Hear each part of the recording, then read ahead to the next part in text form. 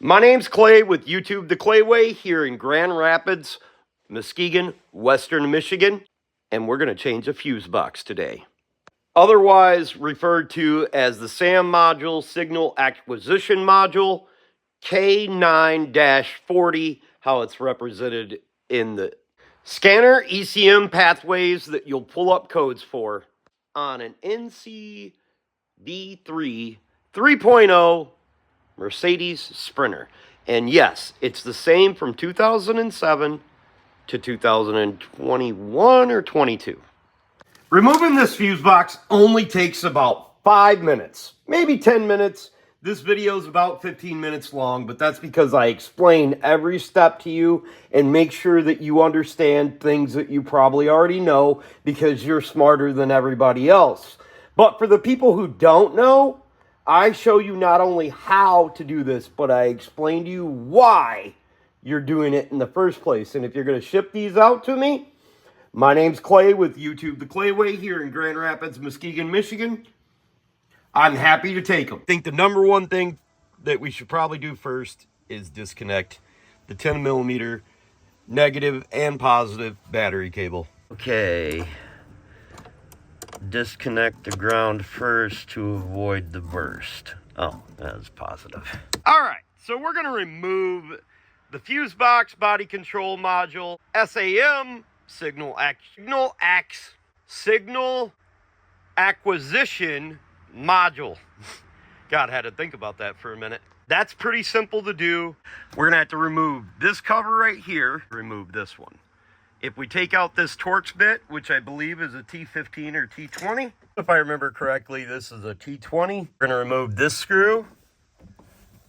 We're going to remove this pushy right here. Oh, this video's not like that. But we're going to remove these two T10 screws that hold the ALDL in there. And it seems like there's another pushy. I hardly doubt that's the only pussy up in there because I'm behind the camera. And just for good measure, we're going to remove that T20 right there. I hate these pussies. Hell with it. I'm just rolling with it now. I'm not even calling them pushies anymore. They're pussies. Because they're a pain in the ass. If you take the tool and you work it up underneath there, you can get this out of here. And then our other pussy is right there. I knew there was another one here. There's always a pussy somewhere making somebody's day bad. Clearly this plastic is up underneath here, so you're going to want to pull that up and move that out of the way. I went ahead and took out the two T10 screws that hold that on there. Then what you can do is we'll take and slide this over. And the funny thing was that I was watching a guy who said he had done this before, but he didn't know that that's how that worked. Yeah, I've only done this one time, so I know you would remember that if you had actually ever done it before. Now we take that T20 screw out of there, we pull out, and then it comes back and hits you in the face. You need that to be able to do that. And then, just like in life, there's a pussy hiding back there too. Now on later models of this vehicle, you're going to have a lot more accessories and stuff. You're going to have all of this stuff up here. Now, we're going to remove this screw to remove this module here. But first, I think it's going to be easier to reach down here and you're going to pull up on these little clips right here. And then that's going to allow that fuse box to come down like that. This was something else the other guy didn't show in his video. He just assumed everybody knew that's exactly how you're supposed to do it. And I was like, how the hell does this come out of here? But I knew if it was easy for that idiot, then it was definitely easy. Now we're going to take a screwdriver and we're going to put it inside here. And this will allow this block to move backwards right here. I don't know minute-wise how far we are into this video of mine, but his video, we didn't get here till probably 15 minutes in. Do the same thing to the other side and you'll be able to pull it out. You can use 2 precision screwdrivers to lift up on them tabs, and then that'll pull that way. Now we're going to start disconnecting everything, And yes, these older ones look a little bit different than the 2018 version that I have in the front. Okay, so that screw came from down there. Gives you more maneuverability to remove the SAM module off the side of the fuse box. This is the only screw securing the SAM module to the fuse box. I'll bet you're thinking to yourself, dummy, get some damn teeth. Well, I'm going to show you how you can help. Watch the damn video, the whole thing, from front to back. Turn them down at nighttime. Let them play on my playlist. Turn on the Sprinter playlist. Learn something for once instead of asking everybody and paying everybody else to do things for you. Now we can start disconnecting all the connectors inside here. There's a little tab right here. You push down on it and you can remove it. Now, if this is not at a 45, meaning that this is all the way down, you will not be able to insert it. So when you go to put it back together, you leave it at the 45 and then you push it and then it will suck back in. All of the cam locks connectors will work the same way. I wanted to give you a view of mine when you go to put it back together. I have 5 connectors, and the 2008 and this 2018 didn't have anything connected here, but I would imagine these are probably for like Xeon lenses and stuff. This literally controls just about everything inside your vehicle, like your radio, your taillights, your headlights, all sorts of things. So it's a very, very important module. And I have been able to switch out modules and cross years with different numbers on these. And it has worked unless the module itself was bad. I think the only difference between these modules is Xeon headlights. Before I forget, I should recognize that all of the plugs and connectors will only fit into particular spaces, so there's really no way to cross them up. Same thing goes for these ones up here as well. Okay, in order to get the SAM module off of here, I take a little screwdriver, stick it up in there, wiggle that, and it seems to move backwards. So there's a hinge point up here, and on the inside of this rail up here at the very tippy top, there's a little dimple up there. Okay, so once you get that lifted up, it's going to slide out of this pocket right here and up and off like this. Now that we got the SAM module out of the way, we're going to go down and disconnect one connector on the front of the fuse box. Then we're going to be able to reach in the back of it and grab the others. The next connector we're going to remove requires us to pull on this tab and then pull back on the wires as we do that to disconnect it. If it doesn't come off easily, push the connector, push it towards the fuse box, and sharply pull it back quickly. I should be able to reach to the back of it. With that unplugged, it allows me to get to the back a little bit easier. We got a cam lock right here that usually the way that these work is you'll push the tab down in the center. Then we've got an electrical connector right here, which is a main bus connector. And there's a locking tab on the opposite side of that, right there, that you depress to push down. Now this thing right here is gonna slide up. This is a really hard connector. So what we're gonna probably do is we'll take a screwdriver and we'll try to pop that up a little bit, and then you'll push down on it and it will unlock from the circuit board. But this is your main connector from where all your power comes from your battery. So we need to be a little bit careful with this thing. We've got this connector over here that's pretty self-explanatory at this point on how to disconnect. You push the tab on the edge there. Okay, so I got one screwdriver there, and I got 2 screwdrivers right there holding that clips out. I wish I would have been able to hold the camera and show you this, but this is how I did it.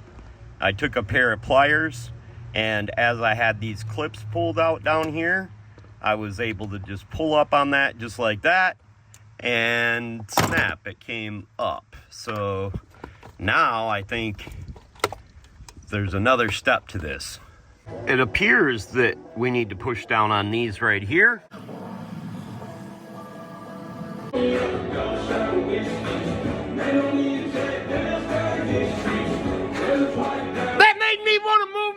fucking shoulders, boy.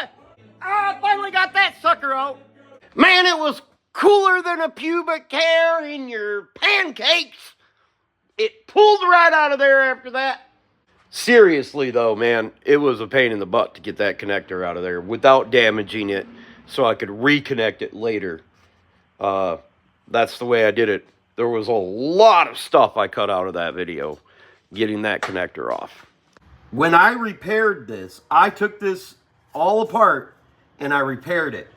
The reason being is because there's relays inside it that are particular, and these are number matched to the vehicles. And even though I was able to switch one out, it still didn't work properly. There were things that worked and the van still started, but there were things that didn't work. So the numbers have something to do with it, but I can actually repair this module correctly, and you can ship me your fuse box and I can disassemble it and check it out. And you can help the channel to be an addition to society instead of a subtraction.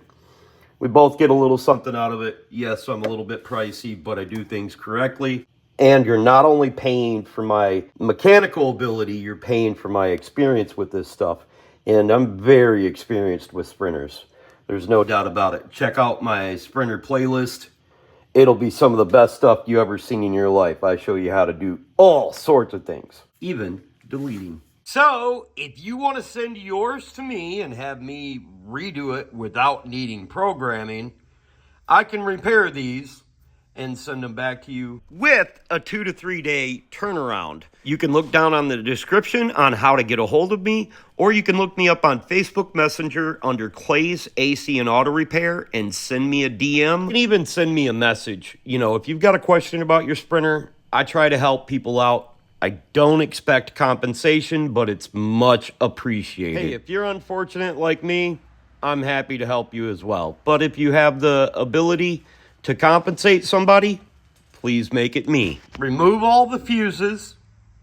You can take this off of here if you like. It'll make it fit in the box a lot easier.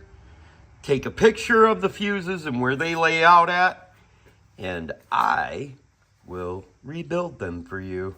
The procedure consists of me going through the circuitry, looking for broken solder joints, replacing the components that fail inside them, putting them back together, and shipping them back to you. Just so you know, today is the first time that I've ever put that in a video. I've always said, hit the super thanks and do that stuff, but there was a guy who needed my help today, and what he wanted my help with was something that normally people pay me for. And being able to sell my products or my services is really the only way you make any money on YouTube. I make 0.2 cents per view for videos like these. And you have to have a lot of videos to make any money on YouTube. And unfortunately, I'm not able to do videos 15 times a week. I still have work of my own that I pick up to, you know, inspire and empower people just like you to do things yourself by buying junk and fixing it to make YouTube videos. It's a repetitive circle jerk up here in the Clayway with all this stuff. So that's why I said it. But this particular guy had asked me a question a couple years ago that I ended up answering for him. And then he paid somebody else to freaking do it. Well, today, before I would give him any information, I told him, hey man, you're going to have to pay me. And I know there's a lot of people who've done that because I've spoke with people hundreds of times, and I don't know if they understand. I'm not a baller. I don't even have any fucking teeth, okay? That's a different story. Just been waiting on the dentist to make them, and my dog ate them during COVID. Yeah, that was a long time ago. But I did used to have false teeth, and then I had them all taken out so I can get new ones. Anyways, that's the only reason I said that. So, if you need help with your automobile and not your baby mama drama, you can look me up on Clay's AC and Auto Repair over the Facebook Messenger. The quickest, best way, and easiest way for me to give you an answer to whatever question you may have. I hope you enjoyed the video. Look down in the description below on how to get a hold of me. Yes, my business says it's permanently closed, because I don't need a bunch of crazy-ass internet people coming and bothering me every day. You're only going to get my freaking address if you are doing business with me. You'll also probably get my cell phone number, but don't give it out to people. For God's sakes, do not give my cell phone number out to people I have never spoke with. It creates all sorts of problems, and I've had my cell phone number since 2004, and I get these random people calling me, asking me freaking questions, and that's why my address isn't listed. I want to help you folks, but come on, give me a break. Use your head. Anyways, don't be the next to them, be the absolute first of you, and if anyone else can do it, you can do it too.